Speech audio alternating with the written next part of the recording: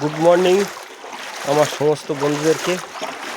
সামনে দুর্গাপুজো এসে গেছে, দেখতেই পাচ্ছ চারিদিকে দুর্গাপুজোর ব্যানার টানানো আছে।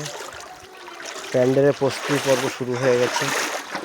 এর মধ্য দিয়ে গোটা কলকাতা শহরের জনজীবন খুবই বিপর্যস্ত। রাস্তাঘাটে দেখুন কতটা করে জল জমে গেছে চারিদিকে। সেই সঙ্গে সারা রাত বৃষ্টি হওয়ার কারণে গোটা কলকাতা শহর জলমগ্ন। সঙ্গে শিয়ালদা থেকে ট্রেন পরিষেবা সাউথে অনেকটাই বিপজ্জনক। আপাতত আমি সোনারপুর থেকে বেরিয়ে ডিউটি যাব, কিন্তু সোনারপুর থেকে ট্রেন বন্ধ আছে এই মুহূর্তে।